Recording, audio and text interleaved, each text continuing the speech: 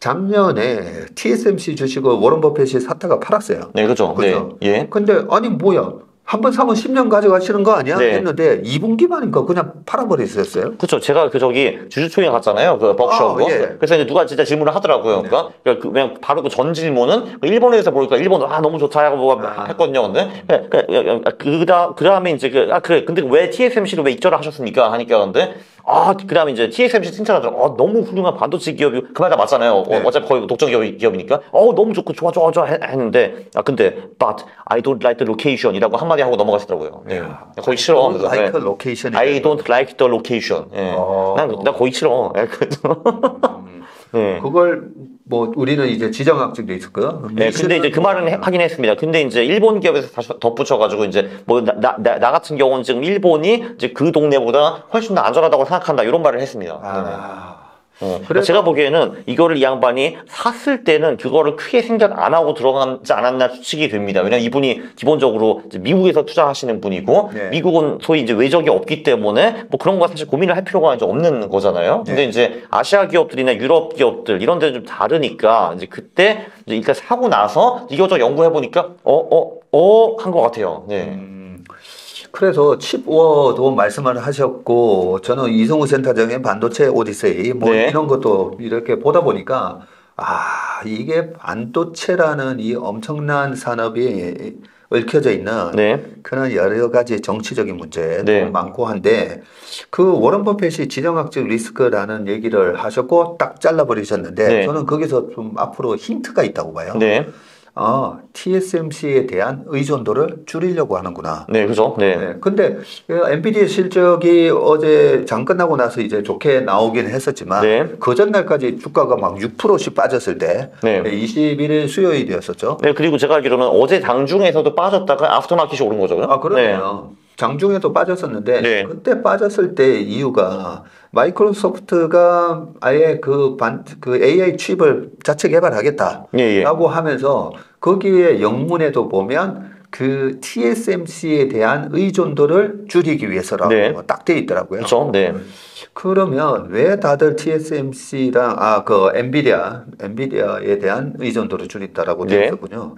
근데 전부 다 보면 이 엔비디아의 칩을 또 누가 만들어주냐 보면 TSMC가 만들고 그렇죠.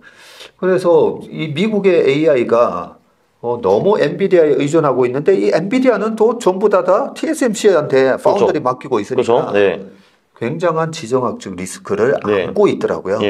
그래서 워런 버핏이 2008년 금융위기 때도 미국 재무부 장관부터 해서 금융위기 때 오마하로 날아갔었잖아요.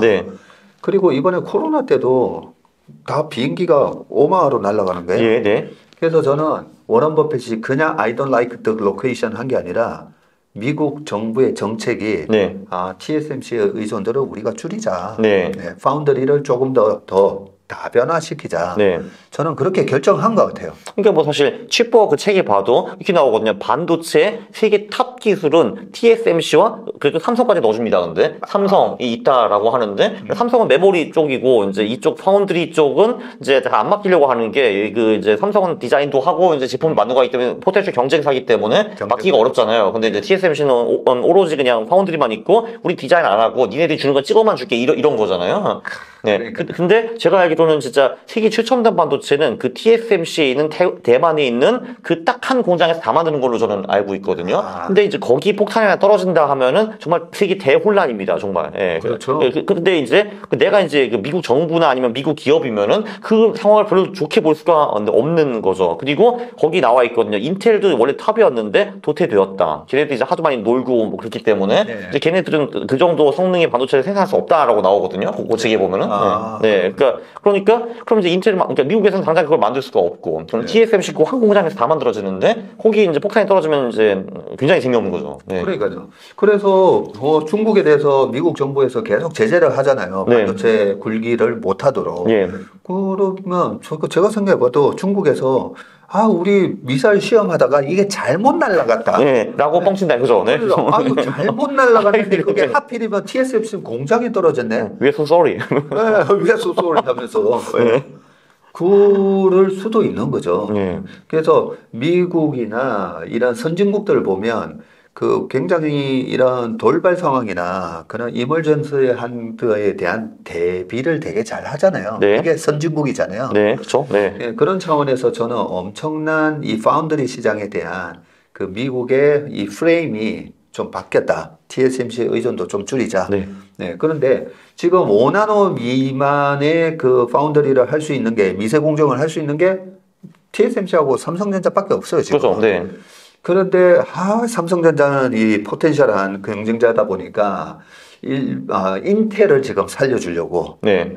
근데 인텔이 그게 실력이 되나 모르겠어요. 요즘 GPU 이런 데서도 많이 딸리고. 사실 이제 한 10년 전만 해도 워낙 그 CPU가 강렬했기 때문에 네. 그냥 얘네들 영원히 독점이라고 생각했는데 이제 뜬금없이 GPU라는 게 나왔고 그쵸. 얘네들이 하면 독점이니까 한마디로 R&D 자금을 많이 투입을 했는데 나온 거는 별로 없다라고 하더라고요. 한마디로 거의 뭐 공모 조직처럼 변했다라고 저는 들었거든요. 그러니까 이제 한마디로 굉장히 좀 이제 뷰로크래틱하고 이제 그 관료주의적이고 이런 조직을 변해가지고 그걸 턴어라운드 하기는 굉장히 좀 어려울 겁니다. 네.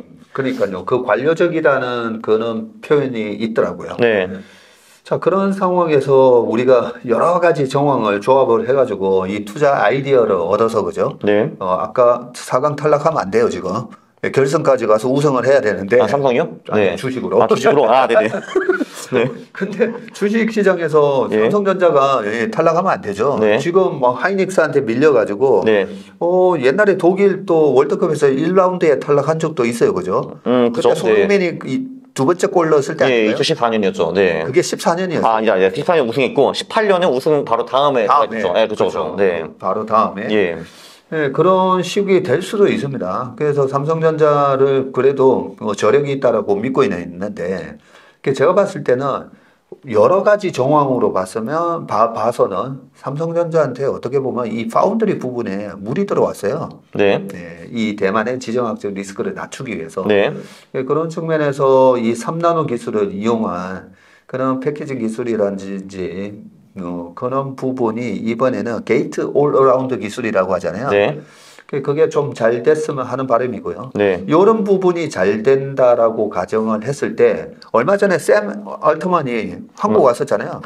이 양반이 지금 얼마나 모은다고 그죠? 9조 달러네? 네, 뭐 예. 9조 달러 한등하고 했는데 근데 왜 한국 와가지고 삼성을 만나고 갔을까? 네. 저는 그 칩 개발에 있어서 삼성하고 손잡으려고 한다고 봐요. 네네네. 네. 그러면 지금은 그 마이크로소프트의 오픈 AI가 쏘아 올린 그 챗GPT 때문에 당장은 엔비디아의 GPU가 수혜를 받는데 네. 그 챗GPT를 통해 가지고 엔비디아에 대한 의존도가 높다 보니까 자체 칩도 개발하고 얼마든지 칩워나 이런 내용을 보면 과거의 역사를 보면 얼마든지 그럴 수 있잖아요. 그죠? 네, 그렇죠. 네. 그랬을 때 삼성하고 손잡으려고 그러나? 마이크로소프트 삼성 연대가 생기나? 네. 이런 생각이고요. 그리고 마크 저커버그가 네. 10년 만에 한국에 온대요. 아, 네. 2013년, 14년에 오고 난 이후로 10년 네. 동안 안 오다가 네. 한국으로 오는데 윤석열 대통령 좀 만나 뵙게 네. 해주세요. 뭐 그 정도는 해야죠. 그죠? 네. 면담 요청하고 예. 그리고 이재용 회장 만나고. 네. 거기도 삼성이군요. 네, 네. 그러면 거기 지금 AI 쪽에서 좀 밀린 걸로 알고 있는데요, 거기. 네. 그러니까 네. 메타도 AI 쪽에서 좀 밀리니까. 메타버스 밀렸고. 네. 그러니까 삼성하고 뭔가 전략적 협업을 하려고 하는 게 아닌가. 네. 네. 이런 부분들이 여러 가지 환경이 좋아 보인다라고 네. 생각하기 때문에 저는 뭐 올해도 삼성전자가 지금은 좀 지지부진하지만 내년 상반기까지는 좀 그래도 주가가 괜찮지 않을까 생각합니다. 근데 요즘 근데 삼성전자 보면 거기도 사실 굉장히 좀 관료주의적으로 변하는 것 같거든요. 사실 보면은. 근데. 그렇죠. 그러니까 사실, 그러니까 이게 좋은지 아닌지 모르겠는데 어쨌든 이제 10년, 20년 전에는 네. 삼성은 솔직히 한 이제 40대까지 죽어라 일하고 임원 되거나 나가 이런 거였는데 요즘 안 그렇거든요. 그냥 이제 차장 부장으로 그냥 이제 그 8시간 땡치고 집에 가고 그거를 60세까지 하는 분들 요즘 되게 많아지셨거든요. 근데 네. 저 알아요, 다. 그러니까 이제 그래서 지금 여기서 혁신이 계속 지금 이제 나와가지고 TSMC 따라갈 수 있을까? 저는 솔직히 그게 좀 의문인데. 네. 근데 물론 이제 정치적인 이유로 그래도 TSMC 의존을 낮춰야 된다라는 거는 일단 삼성한테는 뭐 나쁘지 않겠죠. 네. 네. 장기적으로 이게 할까? 왜냐면은 그 칩바에서 그것도 봤거든요. 사실 원래 이 반도체 회사 되게 많았는데 하나하나씩 제거되는 그 이제 장면들이 다 나오거든요. 거기 보면은. 네. 원래 미국도 다 했거든요. 그쪽 분야를. 근데 거기서 이제 하나하나 기업들이 죽거나 딴 데 팔려가죠. 네. 그렇죠. 그러니까요. 네. 아무튼 이 반도체 전쟁에서 이번에도 삼성전자가 네. 또 위너가 되길 네. 바라겠습니다. 네.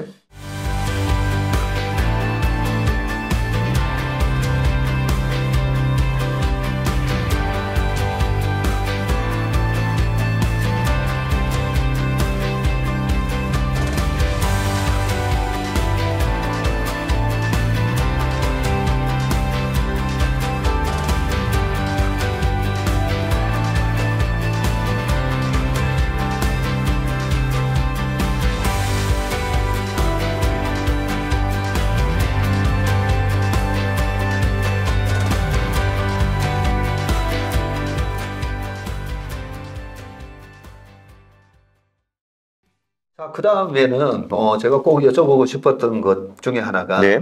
올해가 뭐 대통령 선거가 있는 해긴 하지만 미국이요. 네네. 네. 강 작가님이 얘기하셨던 거 네. 5자가 들어간 해에 과거 네. 100년 동안 한 번도 빠진 적이 없다. 그거 맞습니까? 내립니다. 예, 맞습니다. 맞죠? 1880년 후부터는 없습니다. 네. 네. 1880년 이후부터요? 네. 그럼 100년 넘네요. 사실 그 전 데이터는 제가 보질 않아가지고 모르겠는데 네. 그때부터는 없습니다, 확실히. 자, 저랑 뭐 재작년부터 계속 이제 퀀트로 얘기를 많이 해오셨는데 네. 이 5자 들어가는 해가 진짜 좋았다라고 네. 하시는데 저는 2005년을 또 주식시장에서 펀드를 운영을 했었기 때문에 예, 네.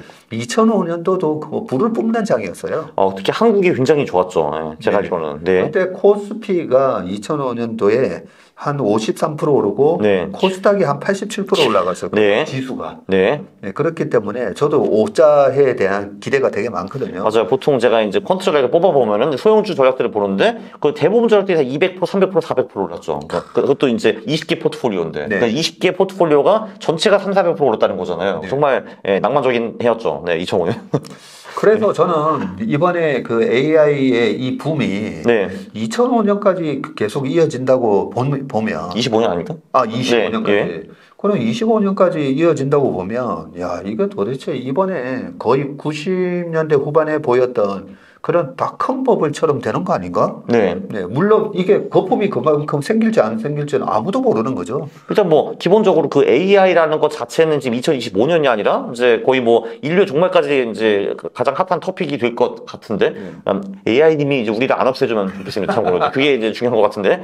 근데 사실 이게 농담이 아니고 이제 그런 거를 지금 걱정하는 사람들이 점점 늘어나고 있기는 네. 하죠. 근데 아무튼 이제 그 테마는 그 영원히 갈 건데 근데 사실 뭐 인터넷이라는 테마도 90년대 생겨가지고 지금까지 계속 가고 있는 거잖아요. 네. 근데 이게 기본적으로 투자를 할 때 사람이 이제 그 회사가 좋고 산업이 좋느냐도 봐야 되지만 밸류에이션도 당연히 어느 정도는 이제 봐야 되는 거죠. 근데 뭐 아직은 뭐 밸류에이션이 정말 그렇게 뭐 미친 듯이 높아가지고 이거는 말도 안 될 수준은 아직은 아닌 것 같은데요. 지금 보면은. 네. 뭐 다 뭐 포워가 무슨 뭐 20대도 있는 것 같고 뭐 30대도 있고 40대도 있는 것 같은데 물론 이게 낮은 건 아니지만 그렇다고 해서 그렇게 엄청나게 성장하는 기업들 치고는 뭐 그렇게 대단히 비싼 것처럼 보이진 않더라고요. 저는 사실 아직은. 네. 지금 AI님이 우리를 없애주지 않는 한 뭐 이런 말씀을 하셨는데 네. 그게 농담처럼 얘기를 하시지만 네. 저는 굉장히 피부로 느끼고 있거든요. 예, 왜 그러냐면 박정우는 2005년도에 무슨 일이 있었고 언제는 뭐 주가가 얼마 갖고 야 그거 어떻게 기억하고 있지 이러는데 네. 제가 뭐 기억하는 게 뭐 일부잖아요. 네. 그런데 AI가 이 지금 속도로 발달이 되면 네. 나중에 뭐 박서익 해가지고 네. 누가 나와가지고 그죠? 예. AI 모델이 나와가지고 뭐 옛날 2011년도에는 어땠어 한번 막 줄줄줄줄 얘기해주고 그래서 투자 전략가부터 시작해서 그 다음에 저는 펀드 매니저도 이게 되게 위험하지 않나 생각이 드는데요. 네. 자, 지금 미국의 그 1등부터 10등까지 헤지 펀드에서 보면 네. 전부 다 저는 그 한 7개가 그 퀀트 리서치 바탕으로 해서 하지 않습니까? 네, 그렇게 알고 있습니다. 네. 네. 그렇죠. 브리츠워터도 그렇고, AQR도 그렇고, 뭐 저기, 뭐, 시타델도 그렇고, 다 그쪽이죠. 네. 그렇죠. 시타델도 그렇고. 무슨 뭐, 시그마 뭐 있는데, 네, 네. 그래서 그게 이 퀀트를 바탕으로 해서 이 돌아가는 거 맞죠?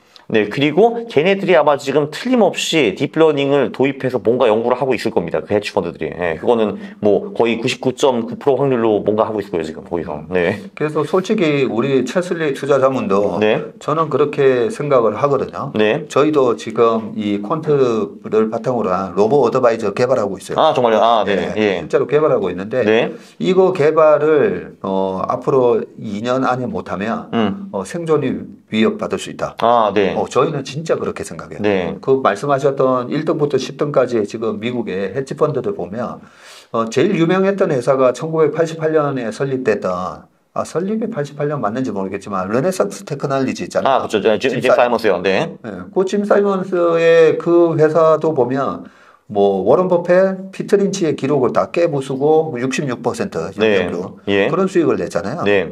근데 최근에 봤던 그 회사에 대한 내용이 네. 이제는 그냥 자기가 알아서 딥러닝 하고 있다고 그러더라고요. 아, 네네네.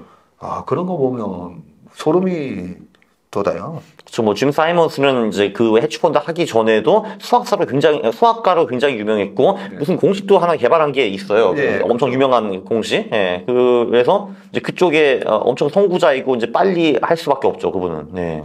그래서 그분에 관한 책이 하나 나왔었는데 그렇죠. 하나 있죠. 제목이 The Man Who Solved the Market. 아, 그죠.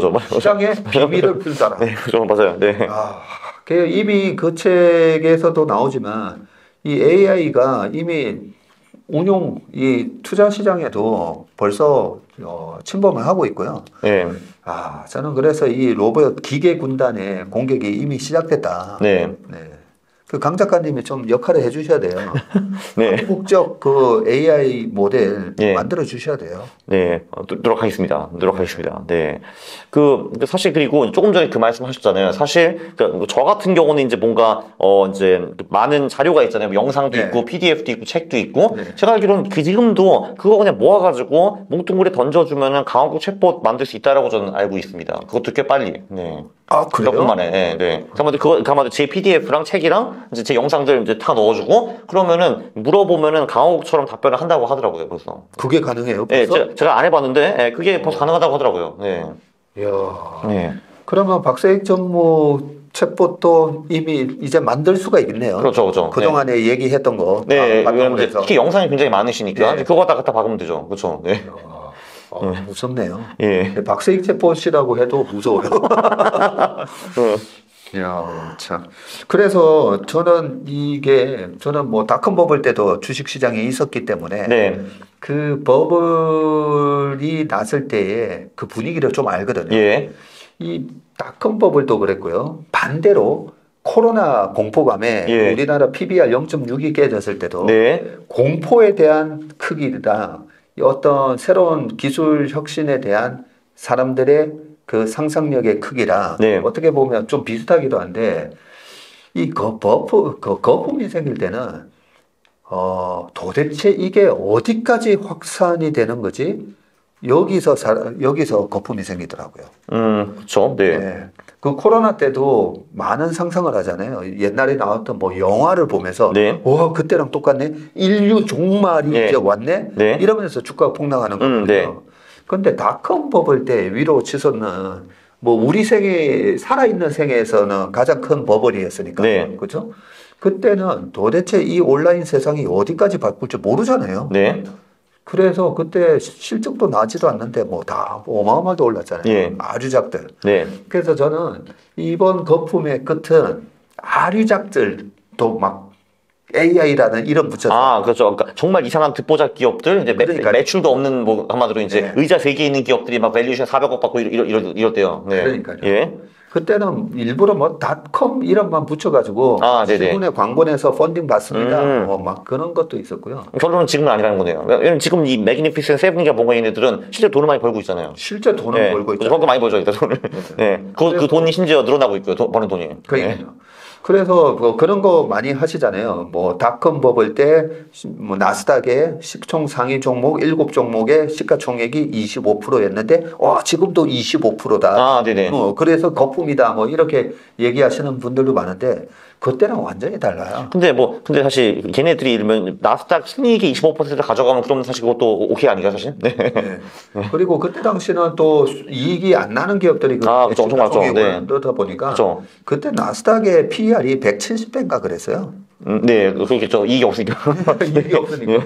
근데 지금 M7 종목도 뭐 이익이 너무 좋고, 네. 뭐 전부 다 PER 뭐 25배에서 30배 이 정도예요. 네. 그래서 거품이 아니고 또 하나는 아류작들이 아직 많이 안 나왔어요. 그렇죠. 네. 네. 아류작들이 AI 뭐 이러면서 아류작들이 주가가 막 어마어마하게 올라가야 돼요. 그러면서 저는 시장이 끝나지 않을까 네. 생각하는데 그 끝나는 게 내년에 그렇게 폭발하면서 끝날지 모르겠어요. 아니면 뭐 26년에 중간 선거에 맞물려가지고 이제 그때 보통 장이 안 좋으니까 그때 끝날 수도 있죠. 네. 그러니까요. 그래서 26년에는 뭐 중간 선거가 되고 이번에 뭐 바이든 대통령이 계속 연임을 하실지 네. 아니면 또 트럼프가 될지 예. 모르겠지만 아무튼 25년까지는 이 랠리를 네. 즐기자 네. 그런 생각을 하고 있습니다. 네. 그래서 저는 그 25년까지는 괜찮습니다라고 얘기를 할 때 강 작가님이 틀림없이 25년까지 좋다고 하셨어요. 일단 예 그리고 일단 이제 그 지금 이제 제가 바이든이라고 치면은 네. 그 이제 물론 민주당한테 지는 건 무조건 짜증나겠지만 쟤한테 지는 건 진짜 짜증날 거거든요. 트럼프한테. 예. 왜냐면 한번 트럼프 인스타그램에 트위터 한번 보셨습니까? 아니요. 저는 가끔 가서 보거든요. 그 재미삼아. 거기 근데 이 사람이 이제 바이든을 진짜 어떻게 표현하는지 한번 보면 진짜 완전히 그러니까 그 한마디로 거의 개쓰레기 이런 식으로 거의 하거든요. 근데 그러니까 왜 이렇게 한마디로 이제 바이든이 해수욕장에서는 혼자 이렇게 그 이제 이게 그 이제 진짜 그 치매 걸린 아저씨처럼 이렇게 누워 있는 사진 이렇게 보여주고 그러니까 저런 놈이 대통령이다 이렇게 하고 있거든요. 근데 그러니까 트럼프 그러니까 이제 물론 당연히 정치인들끼리 공격하는 건 당연한데 근데 이제 트럼프는 진짜 완전히 도를 넘어서 진짜 이렇게 패거든요. 근데 이제 그거를 이제 바이든이 모를 리는 없고 네. 그래서 절대로 내가 얘한테 질 수 없다라고 분명히 생각을 하고 있을 겁니다. 근데 얘한테 안 지려면은 또 올해 돈을 무지하게 갖다 부어야겠죠. 그 미국 경제에. 근데 그게 아마 내년까지는 여파가 분명히 미칠 것 같은데요. 올해 많이 갖다 부으면은 그 내년까지 가겠죠. 그래도. 그렇죠. 네. 자, 그런데 우리가 네. 또 퀀트 하는 사람이니까 네. 제가 2020년에 그때 당시에 트럼프하고 바이든이 선거를 했을 때 네. 그때는 트럼프가 대통령이었었잖아요. 그 20년이요? 네, 예, 예, 2020년 네. 때. 그때 저는 트럼프가 될 확률이 90% 이상이다. 아. 그랬어요. 왜냐하면 4년 단임하고 그만뒀던 대통령이 네. 그만둔 게 아니라 4년 단임하고 재선이 안 됐던 예. 대통령이 그 1990년 초에 있었던 아버지 부시. 네, 아버지 부시. 레이건 네, 네. 대통령 맞아. 하고 아버지 부시 4년 하셨고요. 레이건이 되기 전에 그 카터 대통령. 그러니까 저도 그거 살펴봤는데 그러니까 1990년 전에는 꽤 많았더라고요. 한 번 하고 낙마한 사람 닉슨도 그랬고 뭐 케네디는 뭐 중간에 죽었고 뭐 이게 네. 많았는데 그 90년도 후에는 사실 미국이 태평성대라서 그냥 팔려씩 다 해준 것 같더라고요. 그러니까. 네.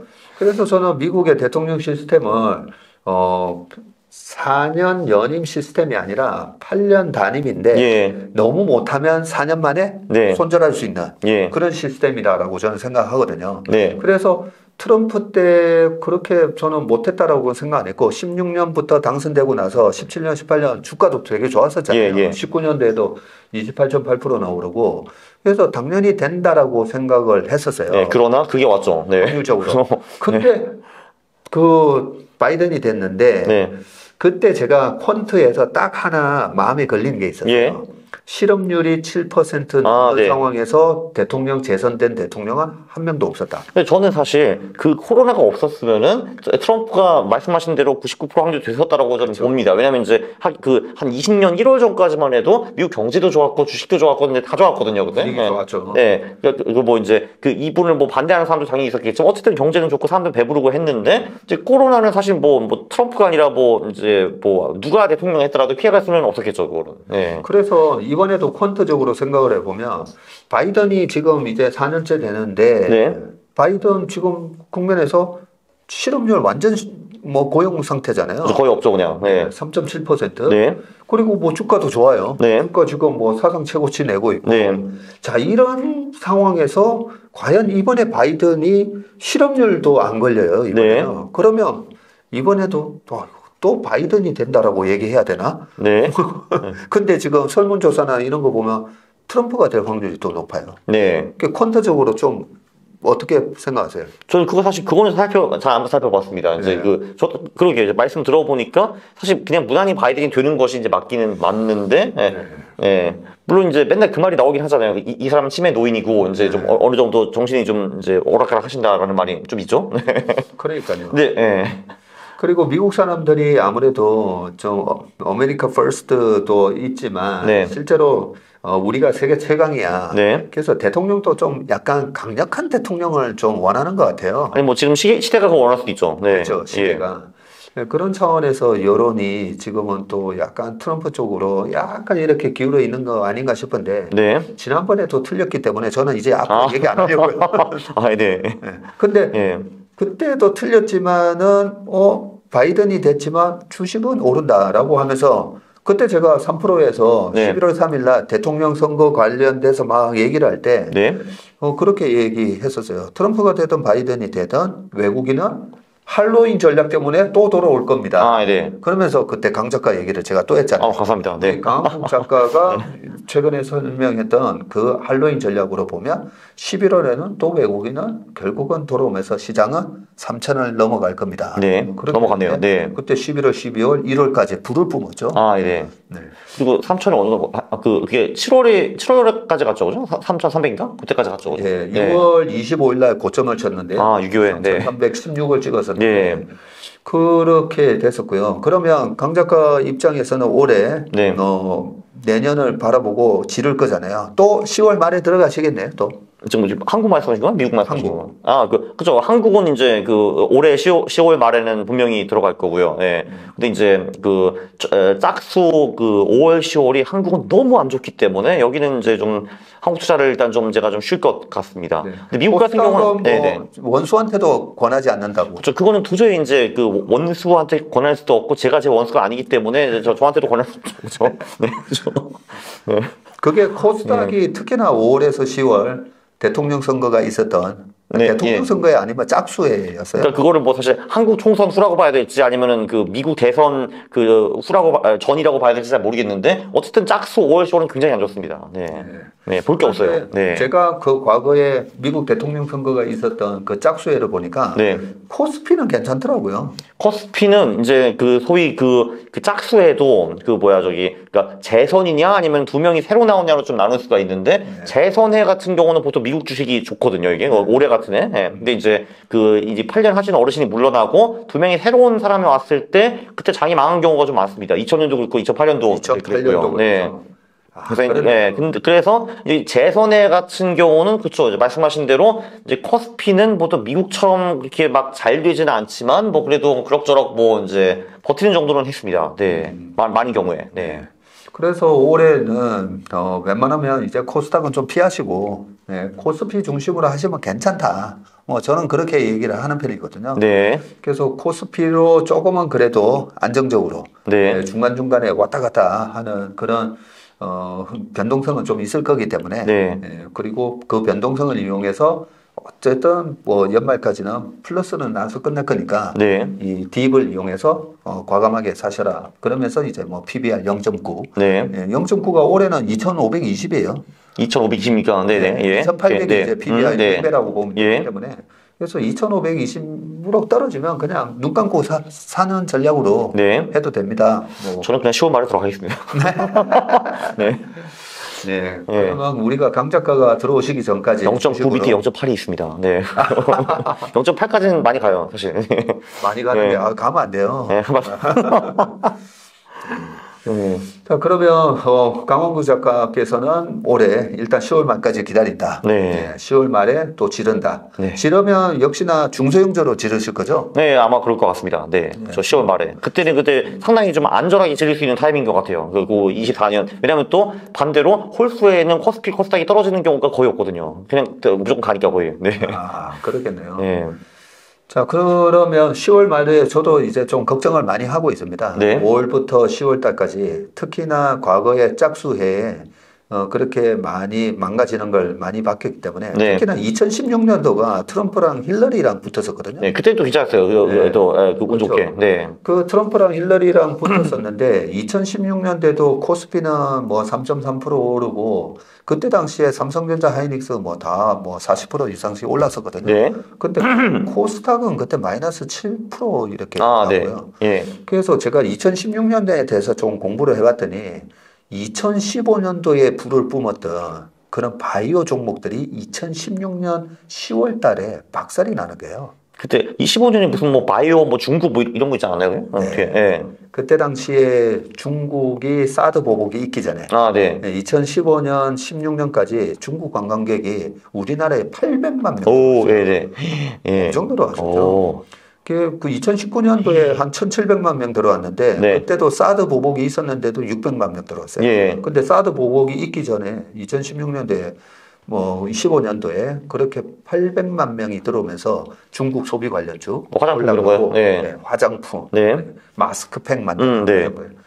그런 회사들 플러스 그 다음에 바이오 기업들, 네. 바이오 기업들이 시장에 그때 2015년까지는 중후장대 산업들이 좀 안 좋았었거든요. 네. 그리고 2015년도에는 반도체도 그때 양방이 전부 다 마이너스 났을 때요. 네. 반도체는 오히려 실적 많이 나올 때 빠지긴 했으니까 그게 대형주가 안 되니까 그때 중소형주들이 많이 올랐다가 네. 15년 말부터 16년도에 그렇게 꾸역꾸역 장은 코스피는 꾸역꾸역 이렇게 올라가는데 네.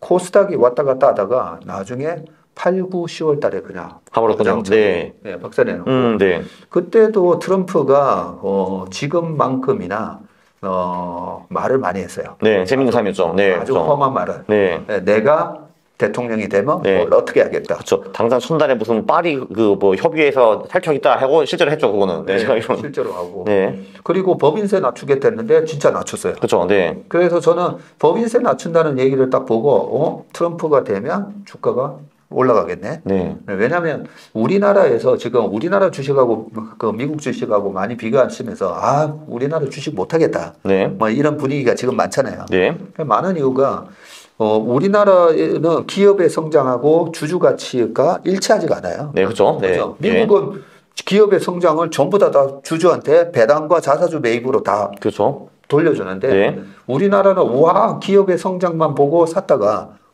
주주 가치를 안 좋게 네, 만들어버리니까. 그 최근에 어떤 영국 그 페더레이티드 에어메스인가 이제 거기서 이제 어떤 이제 매니저가 이제 그 굉장히 빡쳐가지고 이제 보고서를 하나 냈죠. Enough is enough라는 거 냈죠. 네. 거기 저도 이제 그거 정리해서 영상도 찍었는데 그냥 이제 왜 그 이제 한국의 거버넌스가 뭐가 문제인가 그 보고서에 굉장히 잘 정리가 되어 있더라고요, 확실히. 네. 그러니까 한마디로 제가 보면 그거예요.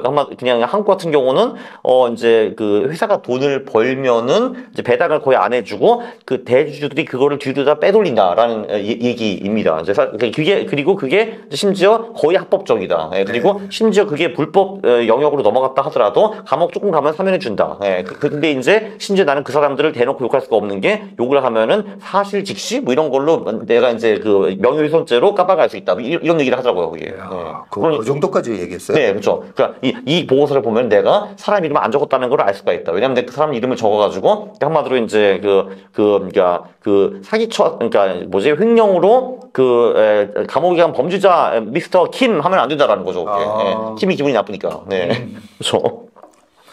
그런 부분들이 사실 진짜 코리아 디스카운트의 원인이고 한국 주주가 장기 투자하면 안 되는 이유기도 했었는데 근데 그 사람은 또 웃기는 게 그 보고서에서 결국은 한국을 또 적극 추천했습니다.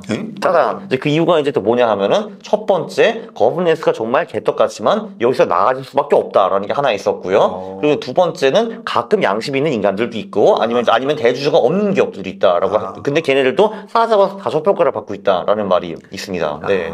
그렇게 글로벌 스탠다드에 맞는 기업조차도 싸잡아서 디스카운트 되고 있다. 네, 그렇죠. 그리고 세 번째는 심지어 대주주가 도적인 기업들도 많은데 그거 치고도 너무 싸다라는 것도 있었습니다.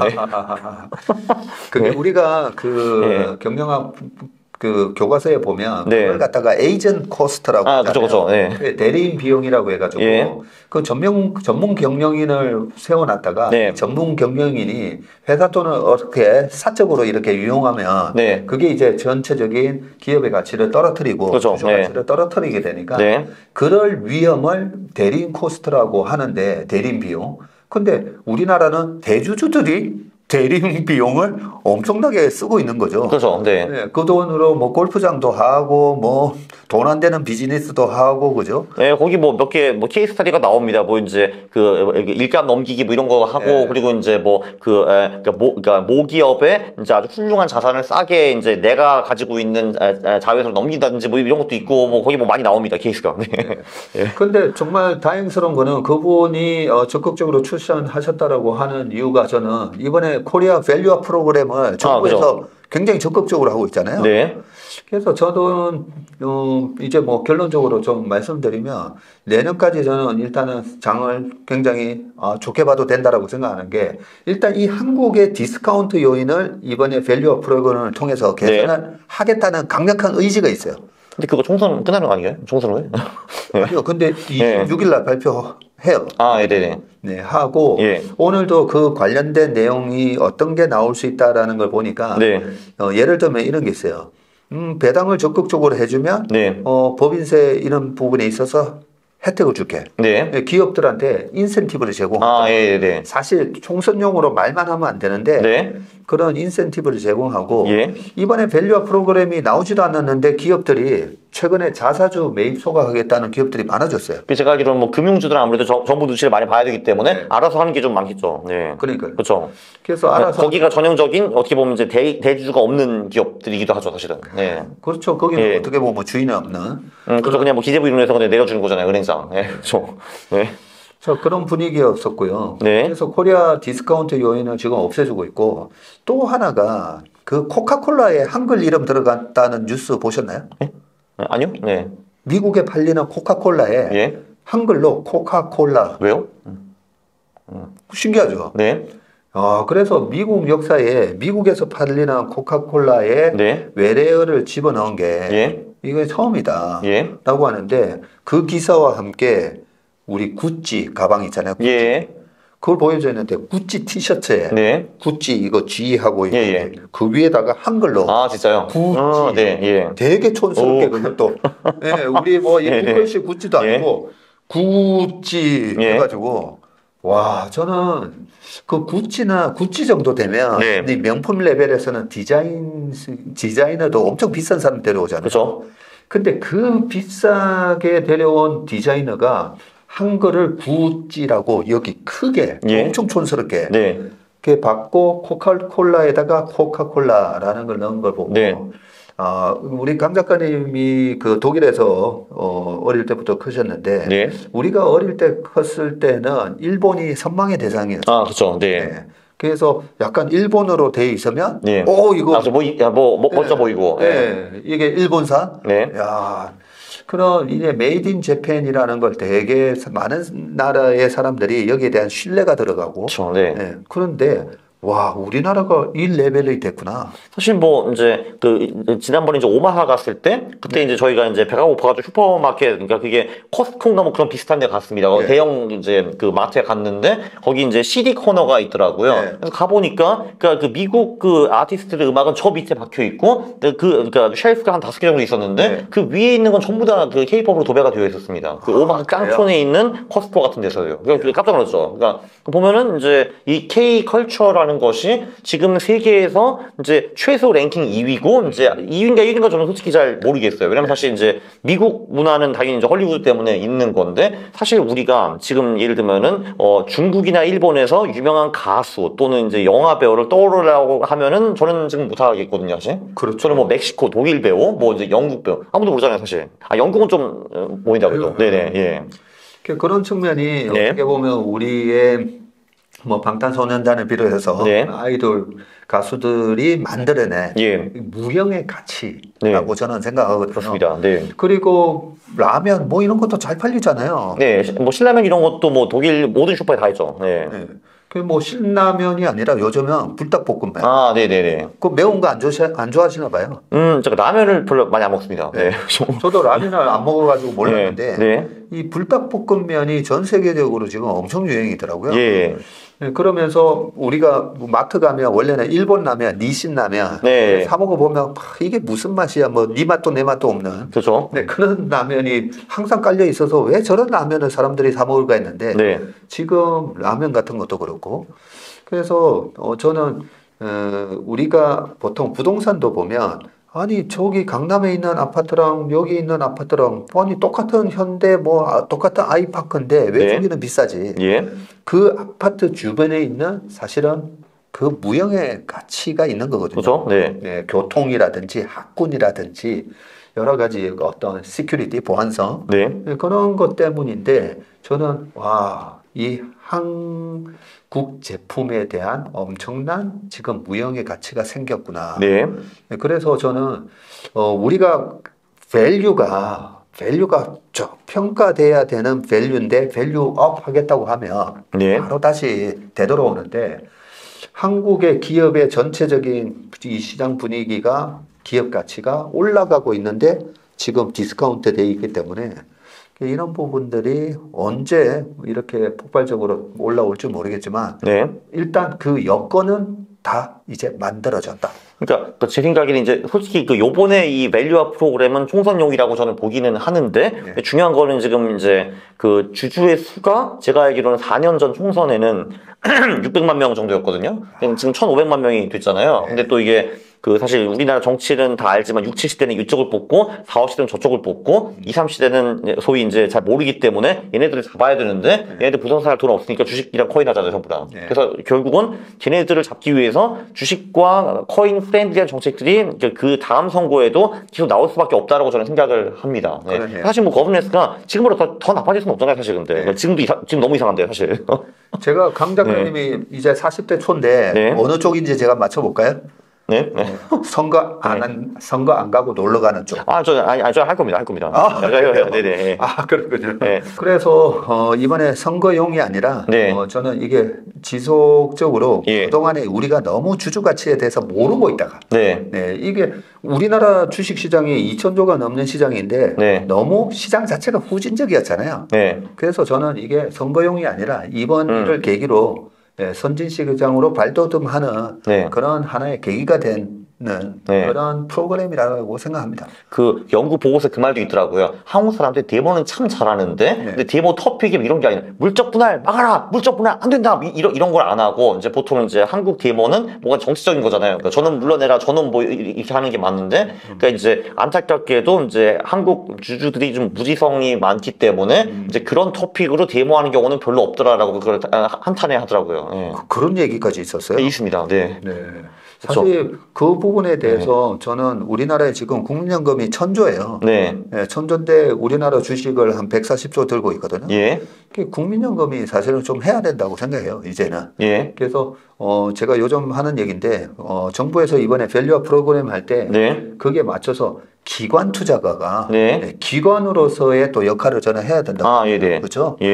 그런 측면에서 기관이 조금 나서가지고 그 밸류업 프로그램에 대한 부분을 이제는 기업한테 지적을 해줘야 돼요. 그렇죠? 이게 주주 가치를 떨어뜨리고 주주 가치를 떨어뜨리면 국민연금에 있는 자금이 다 우리 노후 자금이에요. 맞아.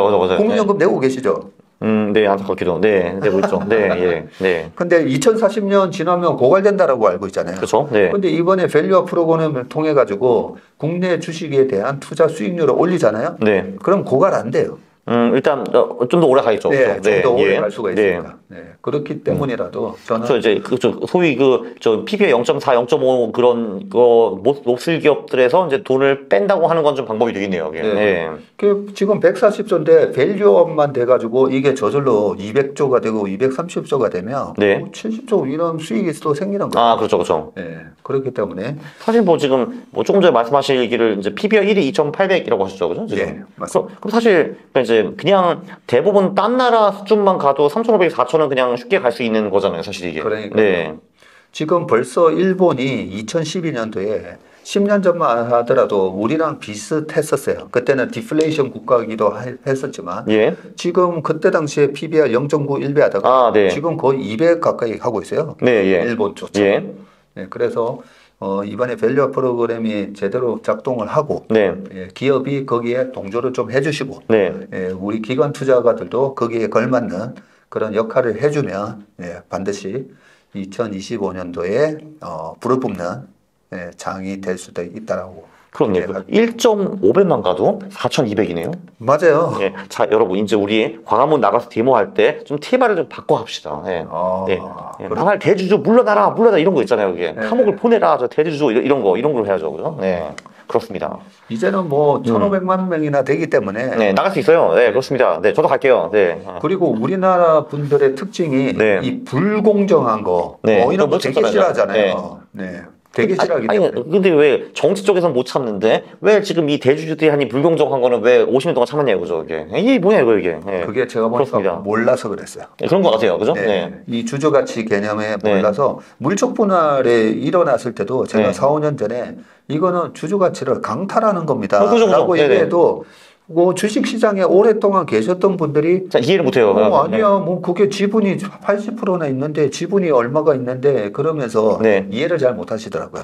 그리고 사실 이게 한국이 이제 아직도 좀 마인드가 그 오너 패밀리의 그 3세, 4세가 아직도 그 기업의 오너라고 생각을 하시더라고요. 아니, 예를 들면 이제 뭐 이재용 회장 같은 사람이 솔직히 삼성전자 지분 얼마인지 모르겠거든요. 근데 네. 그냥 5% 미만이라고 저는 생각을 하고 있는데 이게 무슨 오너예요? 그냥 소액주주 중에 한 명이죠, 사실 이게. 라고 생각하거든요, 근데. 그러니까 물론 그 할아버지가 많은 공을 세운 거는 인정을 하겠는데 오너 아니거든요, 사실 근데 사실 이게 퍼블릭 컴퍼니잖아요, 퍼블릭 컴퍼니. 네. 그거 말도 딱 보면 이게 상장 회사라는 거는 그 오너 패밀리 것이 아니거든요, 사실. 네. 그 지분만 갖고 있는 거잖아요. 근데 그 사람들은 당연히 이 오너가 이제 그 배당을 안 하고 이제 지가 다 결정도 다 하고 이제 나중에 돈도 빼돌리는 걸 너무 당연히 여기는 것 같아요, 이게. 예. 다 이제 그 사람 돈이 아닌데. 예. 그러니까. 그렇습니다. 네. 그래서 우리가 기업 공개를 한다. 네. 그게 방금 말씀하셨던 예. Initial Public Offering. 그렇죠. 네. 공공기업, 그러니까 공공기업이 아니라 어쨌든 이제 공개 기업이 되는 거죠. 사기업이 네. 아니라 그렇죠. 공기업이 되는 거예요. 예.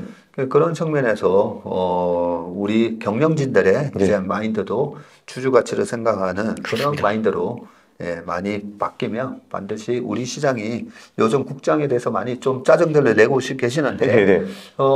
저는 이렇게 오늘도 새로 오신 고객분한테 얘기를 했어요. 지금 이렇게 짜증나고 네. 이렇게 디스카운트 돼 있고 그리고 밸류업 프로그램이 이제 작동할 거고 거기다가 우리나라 전체에 대한 기운이 네. 많은 나라 사람들이 우리나라 메이드 인 코리아라는 이 가치를 높게 봤을 때 반드시 우리 기업의 주가는 올라갈 수 있습니다. 그래서 지금은 국내 주식으로 돈 버셔가지고 내년도에 환율이 떨어질 때 뭐 환율이 1,200원 깨지고 1,150원 되면 그때 달러로 바꾸셔서 미국 주식 삽시다. 이런 전략을 제시하고 있습니다. 네. 어떻습니까? 기본적으로 저는 이제 그 1년, 2년 예측이 어렵다고 보는데 10년 예측은 좀 쉽다고 이제 보는 사람이거든요. 왜냐면 그 10년 예측을 이제 보면은 한 5, 60%는 밸류에이션이 결국 좌지우지하는 거거든요. 그래서 저는 당연히 10년 수익률은 한국이 미국보다 훨씬 더 높을 거라고 저는 보는 사람입니다. 그건 거의 기정은 사실이고요. 그래요? 그렇죠. 지금부터? 네, 그렇죠. 그러니까 지금 이제 2023년부터 33년을 보면은 당연히 한국 주식의 수익이 높을 수밖에 없어요. 미국보다는. 그거 한 95% 확률로. 그렇습니다. 그래서 장기적으로는 한국 주식 좋다 이거죠. 그래도 일단 저는 올해는 이제 좀 보고 있다가 10월에 들어갈 것 같습니다. 알겠습니다. 강 작가님이 좀 전에 최근에 돈을 가장 단기간에 많이 버신 분 있으시다면서. 뭐 더 많이 버신 분들도 계시겠지만 유효긴 클린스만 아주 엄청나죠. 클린스만 우리 축구 대표팀 전 감독이죠. 그죠. 얼마 버신 거예요? 저도 얼추 7, 80억이라고 들었는데 근데 그거를 똑같이 미국 감독에서 쫓겨날 때도 받았다라고 저는 들었습니다. 그러니까 축구 좀 하는 사람들은 다 얘기하더라고요. 왜 성공을 한 적이 없는 감독을 데려왔나 했는데 그러면 단기간에 그 연봉 말고 그 위약금 그걸 다 받게 되니까 나도 재테크하지 말고 어디 감독으로. 그렇죠. 제가 그 클린스만을 처음 본 게 이제 1994년이었거든요. 제가 그때 독일에 있었는데 그때가 제가 11살이었는데 그때 저희가 월드컵에서 독일이랑 붙었고 저는 그때 공교롭게도 수학여행을 갔거든요. 저희 4학년 꼬맹이들이랑 같이 이렇게. 그래서 이제 저는 한국 응원하고 이제 그들은 독일을 응원하고 있었는데 그때 클린스만이 골을 넣었습니다. 그래서 한국이 3대0으로 작살나고 있었는데 마지막에 한국이 정말 분발을 해가지고 3대2까지 만들고 거의 역전되는 분위기였는데 그때 땡 끝났었죠. 그때 제가 클린스만을 처음 봤는데 그때 참 잘생겼고 골도 잘 넣더라고요. 그렇죠. 너무 쉽게 잘 넣더라고요. 그렇죠. 진짜 잘하더라고요. 94년도에도 우리가 붙었었군요. 그렇죠. 근데 그때는 졌죠. 그때 그러면 함부르크 계시다가 그거 구경하러 간 거였어요? 소풍? 그러니까 그 축구장에 간 거는 아니고 그 대회는 미국에서 했으니까요. 근데 이제 저희가 수학여행을 갔는데 애를 보고 할 게 없으니까 축구 틀어준 거죠. 이게 보라고. 보라고. 그 학교에서는 그 독일 선수들 응원을 했을 거고. 그렇죠. 네. 네. 우리 그리고- 강 작가님은 또 네. 대한민국 응원했는데. 그렇죠. 그런데 1990년도에 독일이 아마 우승했을걸요? 그렇죠. 그때 이제 제가 알기로는 아르헨티나 1대0으로 꺾고 이제 우승을 했죠, 그때. 네. 네. 그때 클린스만도 거기 포함이 되어 있었을 거고, 네. 아. 96년에도 이제 유로 우승도 했고, 그리고 이제 2006년, 그때 제가 이제 대학생 이제 말 학년이었는데, 이제 그때 제가 이제 독일에서 한국으로 떠나기 직전에 독일에서 월드컵이 열려가지고, 네.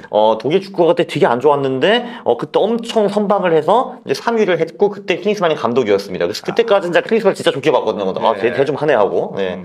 요즘은 좀 아닌 것 같더라고요. 네.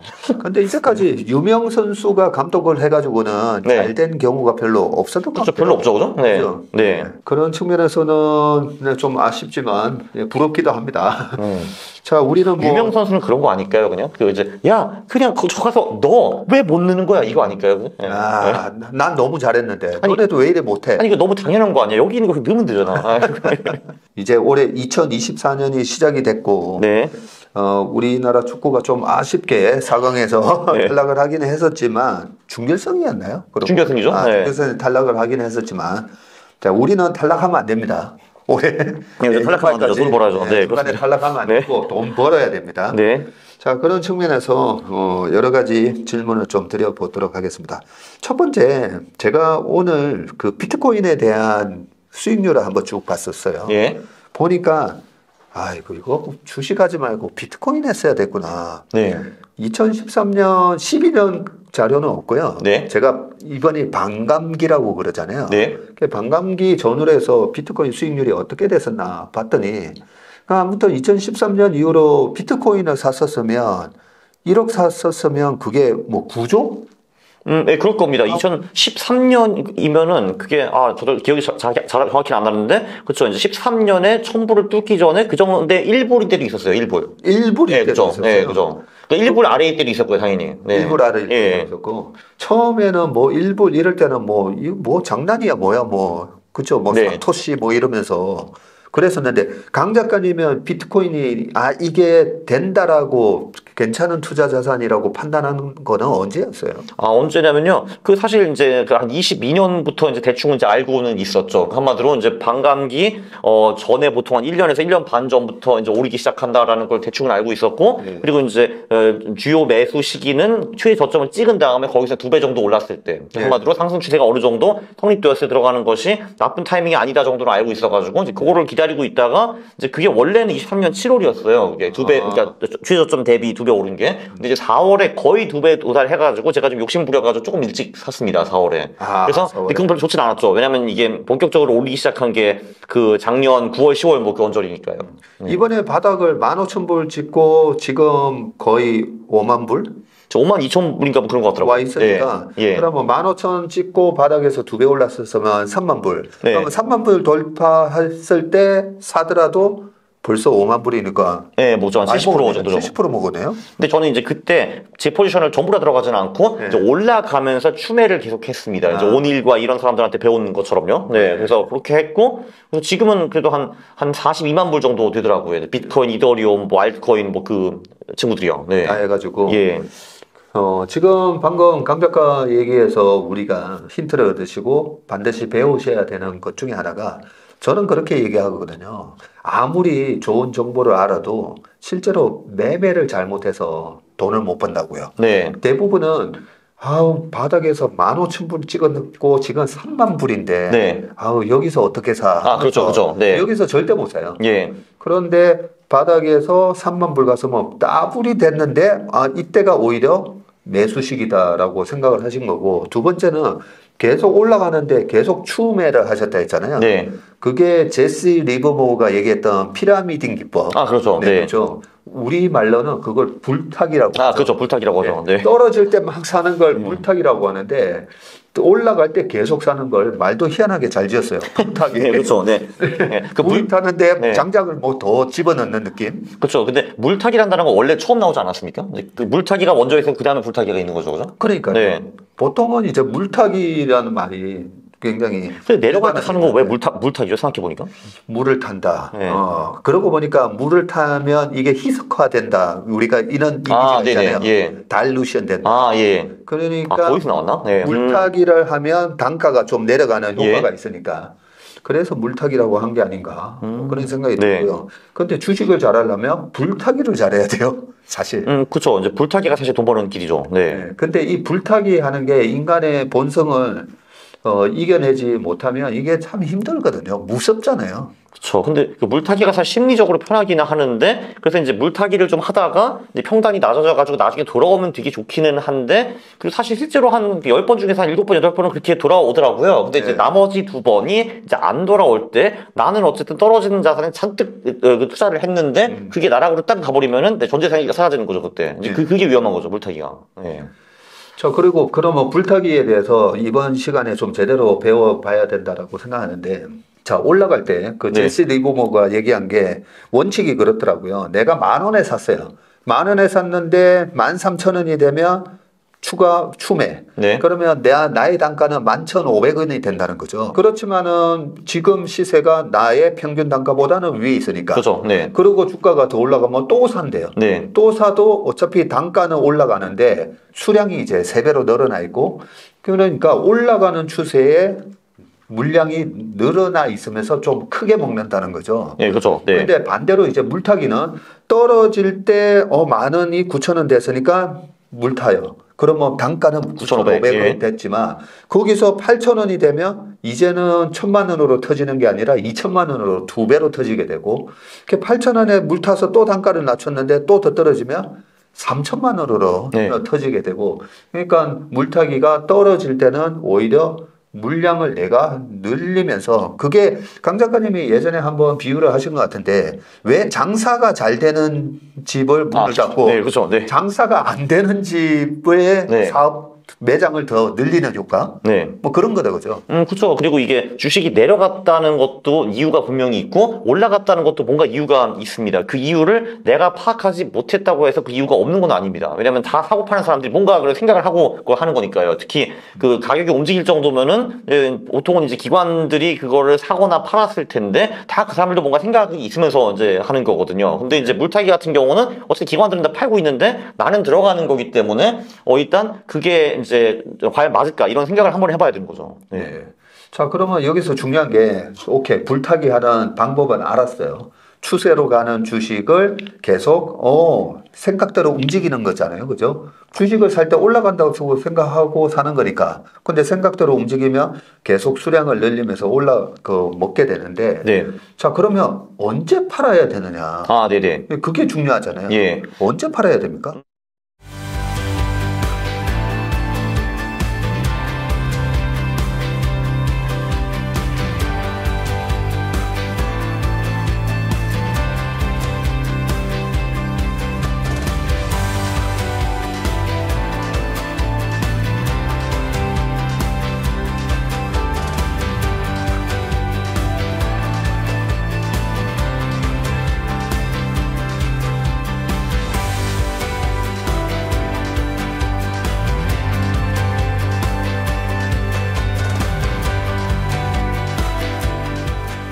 물론 저도 이제 지금 비트코인 같은 경우에 이제 특정으로 하면은 이제 저도 이제 그거에 대해서 고민을 이제 늘 하고 있는데, 일단 뭐 첫 번째는 그냥 아주 심플하게 고점 대비 한 20에서 25% 떨어졌을 때 그게 방법인 것 같고요. 왜냐면은 제가 분석한 바에 상승장이 있으면은 상승장 안에서도 조정장이 분명히 오는데, 그게 비트코인 같은 경우는 대충 한 15에서 20% 정도였더라고요. 그래서 이제 예를 들면 1월에도 이번에 이제 그 조정장이 하나 있었는데, 그것도 일봉으로 보면 한 16%고 이제 고점 대비 저점이 21%인가 뭐 그렇습니다. 그래서 이제 그 정도는 버텨야 되는 것 같고, 근데 그거보다 더 떨어진다 하면은 이제 이거는 더 이상 단순한 조정장이라고 보기 좀 어렵다. 일단은 좀 빼자라는 게 하나의 방법이고요.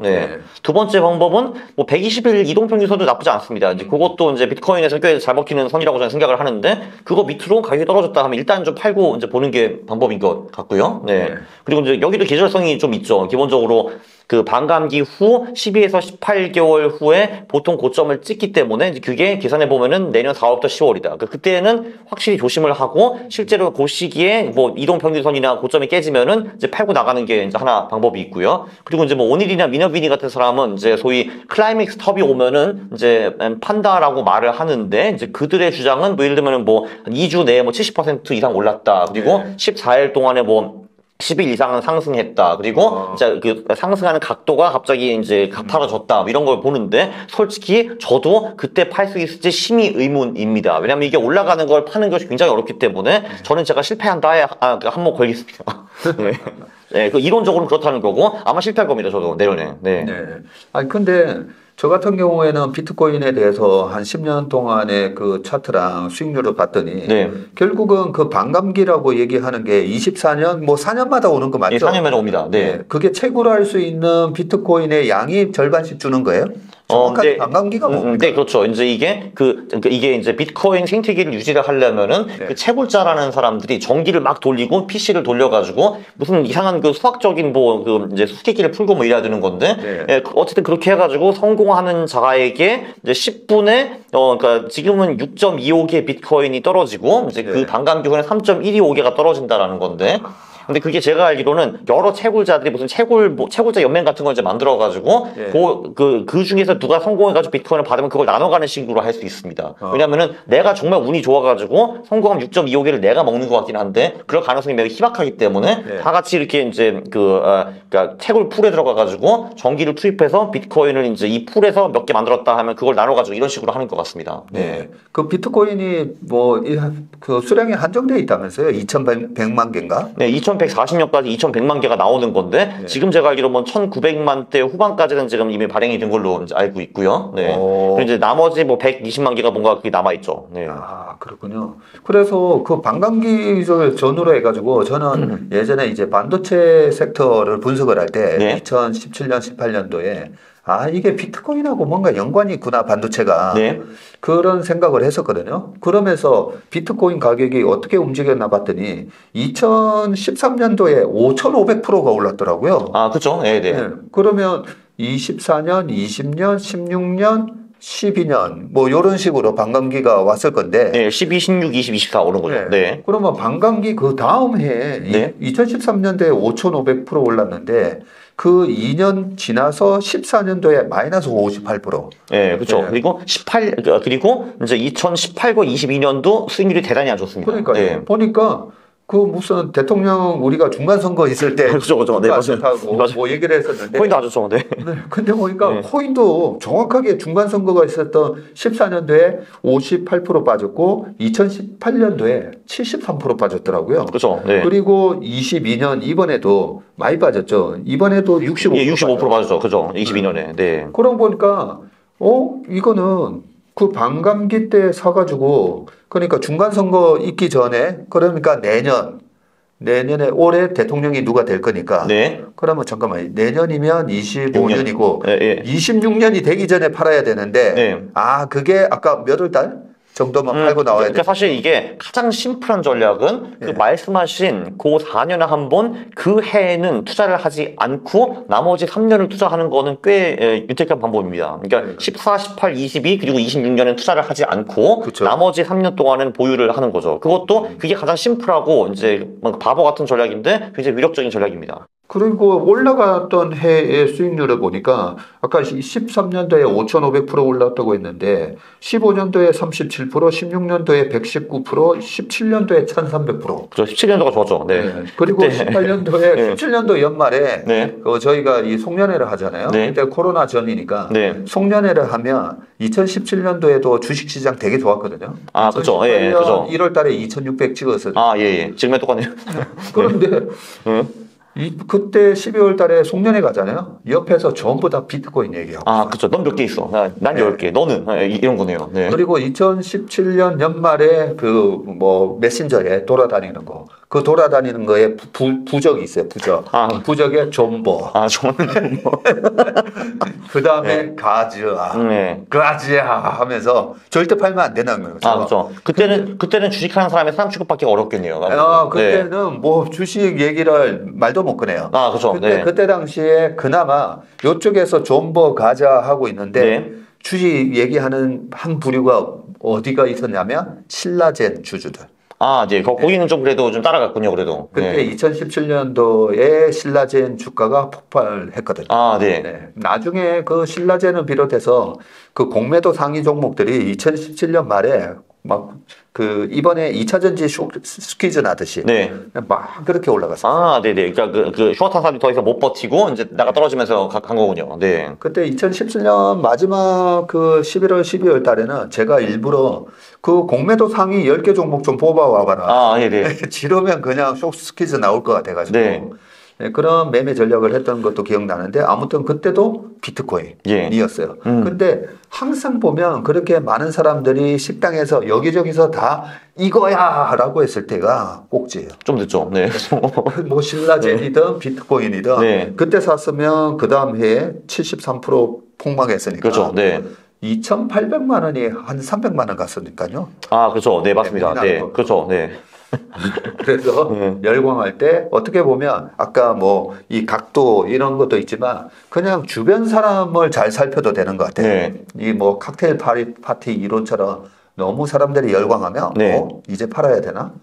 근데 이제 저 같은 사람은 이제 아무래도 제 근처에 코인과 돈 버는 데 관심이 워낙 많은 사람들이 많기 때문에 다 이미 얘기를 해서 그 사람들은 이제 좀 빼야 되는 거고 이제 네. 소위 좀 잘 모르는 사람들. 그렇죠. 이제 저도 그래서 이제 몇 년에 걸쳐서 휴먼 인디케이터를 한 명 개발을 했습니다. 그러니까 이자는 2020년부터 뭘 해도 다 망하는 사람이거든요. 이러면 20년은 인버스에 들어가고 이제 21년 여름쯤 다시 이제 롱으로 갔다가 22년에 정확히 코인을 사고 이런 거 있지 않습니까? 네. 그래서 얘는 실력이 확실히 있다 해가지고 지금 얘 가르침만 지금 기다리고 있습니다. 얘가 25년에 나 이제 전 재산 들어갔어 하면은 저는 그때 나오는 거죠. 네. 이미 그분은 이 시장에서 퇴출되지 않으셨나요? 그러니까 이게 제가 이분은 이제 원균 선생이라고 부릅니다. 이제 원균 선생도 옛날에 인지니어랑 때 200척의 배를 갖고 와서 12척 남기고 본인도 죽고 이제 이순신을 좀 어렵게 만들었는데 이제 이분도 그 12척이 있고 계속 이제 그러니까 회사에서 일을 해가지고 배를 삽니다. 또 이렇게. 계속 배가 생기는. 네, 배가 생기고 있고요. 네, 그래서 배가 생기고 전쟁 나가서 또. 네, 그죠. 또 말아먹고 이제 또 10척 말아먹으면 또 10척 사오고 이렇습니다. 네. 또 나한테 돈을 별로 안 쓴 것 같더라고요. 그러니까 돈을 다 이제 모아서 절약을 해서 이제 투자라고 해야 되나 이거? 어쨌든 뭐 그 투자 행위를 합니다. 네, 그렇죠. 매도 행위. 네. 우리 강 작가님도 그 퀀트를 많이 하시고 저도 퀀트를 되게 많이 하는 편인데 그 최고의 저는 전략은 역시 휴먼 인디케이터. 네. 저는 그것만큼 정확한 거는 없는 것 같아요. 네. 이번에 1월 달에도 시장이 한번 확 밀렸었잖아요. 아, 예. 네, 그리고 네. 지난 10월 달에도 10년물 국채금리가 5% 찍으면서 네. 그때도 험악했었죠. 예. 2270 갔으니까. 근데 정확하게 그 바닥 찍는 날 연락 오시는 분이 3분 계세요. 아, 네. 서로 모르는 분들이에요. 서로 모르는 분들인데 네. 기가 막히게 딱 바닥일 때 전화가 와. 아이고, 아무래도 이제 그 주식시장은 저보다 훨씬 더 오래 계셨으니까 이제 그런 분들이 더 많이 쌓이셨군요. 네. 그래서 저도 뭐 푸콜 레이셔도 보고 빅스도 보고 이 여러 가지 공포 지수를 활용하는데 별로 중요하지 않죠. 그 공포 지수 보다가 오히려 그분들 딱 연락 왔을 때는 확신이 들어요. 아, 바닥이구나. 그래서 우리가 그분들도 그러면 어디선가 계속 어떻게 원화채굴을 통해서 배를 사시는 겁니까? 그분들 다 주식하고 계시죠. 아, 그렇죠. 네. 제가 개인적으로 주식하는 분들인데 네. 너무 무서워요. 아, 전부님. 네. 한 분은 너무 무서워요, 전부님이고 한 분은 되게 짜증을 내세요. 네. 우리나라 시장이 이게 말이 되냐 막 네. 이렇게 좀 짜증을 내시고 그래서 그분들이 그렇게 짜증을 내시면서 저한테 딱 연락 올 때가 기가 막히게 저점이고요. 네. 그렇기 때문에 우리가 주식을 하면서 저는 약간 이 공감 능력이 되게 저는 필요하다고 봐요. 네. 네. 시장에서 대중들이 어떻게 지금 그 심리 상태가 어떻는지, 그 다음에 나의 심리 상태는 또 어떻는지. 네. 그래서 앙드레 코스톨라니가 그죠? 네, 주식 투자의 90%라 했어요. 99%라고 했어요. 99%는 심리다. 저는 뭐 100% 저는 동의를 하는 바입니다. 네, 그렇죠. 네. 근데 그 우리가 퀀트적인 그 데이터를 갖고 있으면 그런 어떤 심리적인 공포에 있어서 바닥이 나든지 고점에서 좀 팔거나 잘 살 수가 있는 것 같아요. 자, 그런 측면에서 이제 반도체. 네. 저는 이 비트코인의 반감기랑 이걸 보면서, 이게 반도체 주가에도 정확하게 영향을 미치는구나. 네. 이런 생각을 했고요. 좀 전에 2013, 14년이라고 말씀드렸잖아요. 네. 그때도 보면 2013년도에 하이닉스가 HBM이라는 걸 세계 최초로 개발해요. 예. 요즘 HBM3로 하이닉스 잘 나가잖아요. 그게 그 엔비디아에 들어가는 그거 맞죠? 맞습니다. 네. 예. 엔비디아에 들어가는 고성능 메모리라고 볼 수가 있는데 네. 2013년도에도 하이닉스가 세계 최초 HBM을 개발을 하면서 그때 2013년도에 삼성전자 별로 못 갔어요. 예. 근데 하이닉스가 그때도 주가가 좋았었는데 이번에도 되게 비슷한 모습이 나오고요. 이번에도 하이닉스는 잘 가고 삼성전자 좀 별로더라고요. 네. 그래서 삼성전자도 작년에 그래도 한 42% 올랐기 때문에 네. 많이 못 간 건 아닌데 엔비디아가 뭐 거의 400, 500% 가고 하이닉스도 거의 100% 갔는데 삼성전자 이러고 있으니까 약간 좀 찐따처럼 보이긴 하죠. 그렇죠. 그러니까 요즘은 진짜 무슨 엔비디아와 조금만 관련이 있으면 다 그냥 오르더라고요. 다 오르죠. 예. 네. 자, 그런 측면에서 지금 그 22년도에 비트코인 박살나고 그 이후에 23년 결국 작년에 반도체 좋았고 비트코인도 좋았다 그죠? 네, 좋았죠. 좋았고 올해까지 좋은 거죠. 잠깐만. 내년까지 올해가 좋죠. 네. 내년까지인가요? 네. 예. 좋은 거니까 반도체도 저는 그래서 반도체도 내년까지는 좋겠다 이런 네. 생각을 하고 있거든요. 예. 혹시 반도체에 대해서 주식 지금 포트폴리오에 반도체 들어가 있습니까? 아니요, 별로 이제 안 들어가 있는데요. 네. 근데 그 반도체는 그 대표님이 저한테 가르쳐 주시지 않았습니까? 그게 한국 반도체 그 수출액을 보고, 네, 그 수출 증가율이 2달 연속으로 이제 증가할 경우, 이제 그때 들어가는 게 굉장히 좋은 타이밍이다. 그게 언제였냐면은 작년 3월이었거든요. 네. 이제 보통 그때쯤 이제 들어가면은 한 2년 정도는 반도체가 좋은데 그 2년 동안에 삼성전자, 하이닉스 둘 다 평균적으로 한 80% 정도는 올라준다라는 것이 그 이제 그러니까 그게 그 반도체 전략이었습니다. 네. 네. 그때 얘기를 하고 나서 바로 우리 1월 2일 날 방송을 할 때 그죠? 예, 3%였어요. 네, 예. 반도체 얘기를 해드렸더니 바로 그 또 백테스팅을 해보셨더라고요. 아, 예, 네, 네. 그래서 예. 그 백테스팅에 대한 그 영상을 보고 저도 네. 배웠어요. 이번에 작년에 재고가 너무 많아가지고 네. 올해는 무조건 플러스 난다. 아, 예, 네. 그래서 저는 막연하게 한 70에서 120%까지 네. 반도체 수출 증가율이 올해 뭐 한 7월, 8월까지 계속 나올 거다라고 생각을 했었는데 그 영상에 보니까 반도체 수출 증가율이 상승할 때는 거의 뭐 평균 70%까지 올라간다고 그러고. 네, 그렇죠. 그래서 제가 2월 1일 날 그거 봤습니다. 왜냐면 이제 한국은 이제 수출 데이터가 1일에 나오잖아요. 네. 그래서 보니까 이제 1월에도 플러스 57%가 나왔더라고요. 많이 나왔어요. 네. 지금 2월 달에도 작년에는 설이 1월에 있었고 올해는 2월에 있어서 조밀수가 지금 이틀이나 작은데도 아, 네. 2월에서 2월 20일까지 지금 수출 데이터가 나왔는데 벌써 그렇게 나오나요? 네, 벌써 네. 우리나라는 10일 단위로 끊어서 발표했죠. 예. 네. 근데 2월 20일까지 보면 자동차 뭐 다른 거 다 줄었어요. 예. 근데 반도체는 36%. 아, 예, 네. 작년 대비해서 네. 조업일수가 이틀이나 조금에도 불구하고. 네, 그러게요. 네. 그렇기 때문에 작년 대비해서 보면 이 기저효과 때문에 계속 수출 증가율은 올해 최소 7월에서 한 11월까지는 계속 우상향으로 올라간다라는 생각을 하고 있습니다. 그렇죠. 그래서 결론적으로 올해는 반도체가 버텨줄 것이다. 예. 그렇죠. 뭐 사실 뭐 올해 초반에도 뭐 리서치 센터장 분들의 말을 제가 별로 믿지는 않지만 어쨌든 이제 그분들도 전부 다 이제 반도체 얘기를 하셨거든요. 네. 그게 좀 찜찜하긴 했었죠. 네네. 전부 다 반도체 얘기하니까. 근데 작년에도 그분들이 제가 알기로는 주로 이제 2차 전지랑 이제 반도체 말씀하신 것 같은데 네. 이게 뭐 어째 틀린 것 같진 않더라고요, 또 근데. 예. 그렇죠. 이분들이 주가를 못 맞추시는데 그 섹터는 대충 맞추시더라고요, 그러니까. 네. 그게 되게 중요한 네. 부분이에요. 예. 우리가 증권사의 자료를 보실 때 방금 말씀하셨던 시장 전망 자료 있잖아요. 네. 내년에 뭐 2,600 간다, 3,100 간다. 그런 거는 사실 안 보는 게 그건 거의 무조건 틀려요. 예. 그렇죠. 거의 반대로 가더라고요. 네, 그렇죠. 네. 그래서 2020년 코로나 때 되게 베어리시하게 네. 안 좋게 예상을 했는데 그 다음 해 3,316 갔었고. 그렇죠. 21년에 떨어진다고 했는데 올랐고 22년에는 제가 알기로는 그래도 꽤 옵티미스틱하게 봤는데 이제 또 거의 뭐 반대로? 1월부터 벌써 작살났고요, 이게. 1월부터 작살났었죠. 네.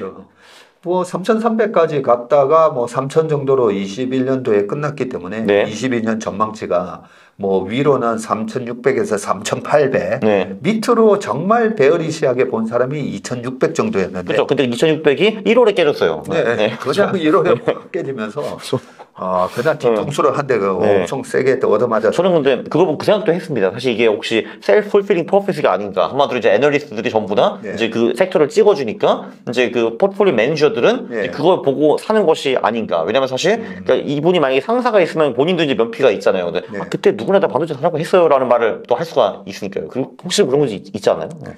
그거는요, 저희가 아무래도 기관 투자가로서 증권사 애널리스트랑 많이 세미나를 해봤었으니까 사실 잘 안 믿어요.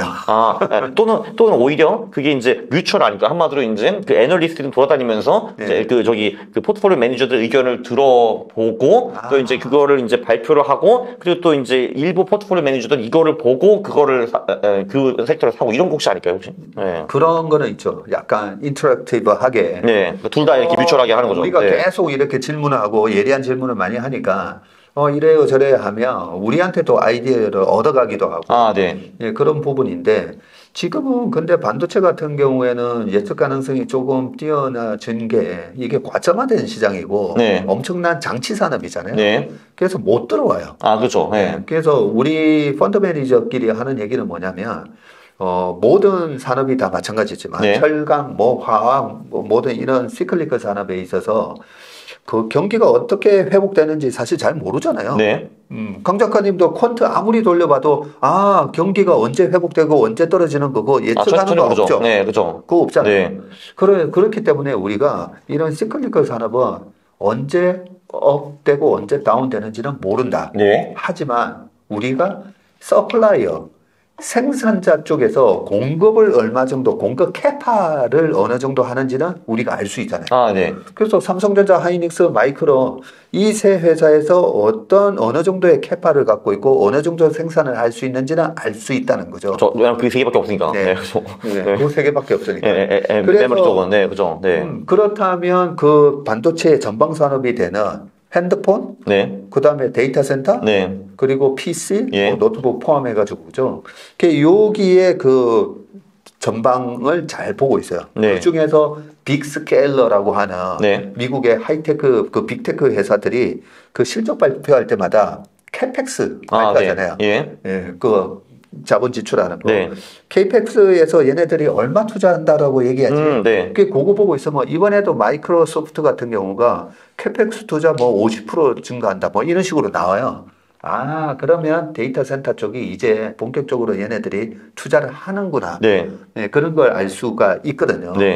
그리고 최근에는 챗GPT, AI 서버 서로 난리잖아요. 그렇죠, 난리죠. 그런 걸로 수요가 확인이 되면 그때 오히려 자신 있게 이제 지를 수가 있는 거죠. 그런 식으로 하고 또 범용 반도체 같은 경우에는 그 하이투자증권의 송명석 연구원 얘기처럼 그냥 우리가 사이클을 모르니까 그냥 PBR 0.9에 사서 그것도 좋은 방법이네요. 그렇죠. PBR 0.9에 사서 1.6에 하이닉스는 팔고 삼성전자는 PBR 1.1에 사서 2.1에 팔아라. 그런 과거에 PBR 밴드상의 이런 사이클을 보고 매매를 하거든요. 저도 심심해서 이제 그 반도체 콘트 돌려봤는데 반도체에서도 그 밸류에이션 지표들 그리고 성장 지표들 그리고 이제 소용주 효과 그거 다 먹히더라고요. 그냥 똑같더라고요. 그냥 그 반도체도. 우리가 통상적으로 생각하기에는 반도체는 이제 원래 순이익이 가장 높았을 때 팔고 가장 낮았을 때 들어가야 된다 이런 말 하는데 꼭 그렇지도 않더라고요. 이제 반도체 기업이 수백 개가 있잖아요, 한국에. 이제 물론 삼성과 하이닉스는 그렇게 투자하는 게 맞을 수 있긴 한데 이제 소용주 같은 경우는 그렇지도 않았습니다. 그냥 노멀하게 그냥 말씀하신 이제 밸류에이션 지표들도 되게 잘 먹히고 그냥 이제 순이익 영업이 얼마나 성장했나 그런 것도 다 잘 먹힙니다. 그래서 저희는 그걸 갖다가 이제 밸류에이션 트레이딩이라고 하는데 근데 잘못하면 이 밸류에이션 트레이딩을 PER이 저퍼에 사서 고퍼에 팔아라 이런 말이 있잖아요.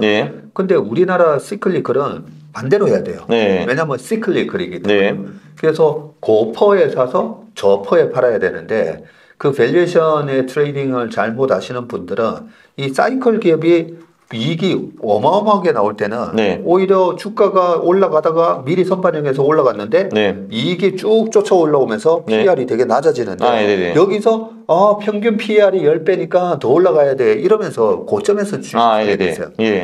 그래서 밸류에이션 트레이딩 전략은 오히려 사이클 기업은 거꾸로 해야 된다.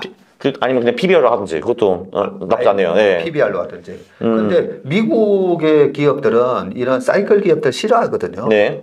예, 미국 펀드들은 사이클 기업 싫어하고 하이그로스, 네. 성장 기업을 좋아하죠. 예. 예, 그러다 보니까 계속 PER을 보면서 사거든요. 네. 이번에 엔비디아 있잖아요. 네. 엔비디아, 뭐야, 50% 증가하고 이익이 50% 증가하니까 또 PER이 뚝 떨어져요. 아, 그렇네요. 네. 작년부터, 이 정도 올라가서 뭐 PER 70배가 되겠네 했더니 이익하고 매출이 분기에 막 또 50% 증가한대. 그러면 그게 또 뚝 떨어지고. 그렇죠. 그래서 지금 뭐 포워드 뭐 퍼가 지금 뭐 30대 아닌가요? 제가 알기로? 네. 네, 네. 지금 그렇게 주가가 많이 올랐는데 네. 130불 찍고 700 왔는데 여전히 30배인 거예요. 아, 그렇죠. 네. 이익이 계속 증가하니까 그래서 피터린치가 이익 증가율하고 그 PER하고 PEG 보라는 거죠. PEG. 네, 네. 그래서 이제 PEG라고 하죠. PEG 좋은 지표입니다. 네. PER 나누기 네, EPS 그로스. 그죠. 네, 네. 그래서 30배인데 30% 증가하면 네. PER이 30이라도 괜찮다. 네. 그런 식이기 때문에 우리가 미국 주식 중심으로 책을 많이 보시잖아요. 그 책에 보면 다 이런 성장주 중심의 투자 방법을 얘기를 하고 있거든요. 그죠. 근데 한국에 몇 개 없잖아요. 네. 근데 한국에는 이게 성장주다 했다가도 내수 시장이 너무 작으니까 네. 성장이 금방 끝이 나요. 음. 네, 그래서 우리나라 주식들 그리고 1등부터 이래 쭉 내려다 보면 삼성전자 반도체부터 해가지고 다 시킬리컬이죠. 다 네. 시킬리컬이에요. 그러니까 PER보다는 PBR을 저는 좀 많이 네. 보는. 예, 그리고 참고로 이제 반도체 백그라운드 관심 있으신 분들은 칩워라는 책 진짜 좋습니다. 그거 보면 진짜 좋아요. 예, 네. 참고로, 그러니까 반도체가 이제 탄생하는 그 순간부터 이제 한마디로 거의 뭐 작년까지의 역사가 전부 다 설명이 되어 있고, 왜 이 산업이 아시아에 모이게 되었는지, 미국은 왜 제조업을 포기하게 되고, 뭐 그런 거 있잖아요. 근데 그 중국과 미국의 관계 이런 거 다 나오기 때문에 정말 볼만합니다. 그치? 예. 그러면은 이 전체 이코시스템이 딱 이해가 돼요. 예. 근데 퀀터 하시는 분이 그런 것도 보시네요. 심심해서요. 네. 네. 네, 좋은 책입니다. 네.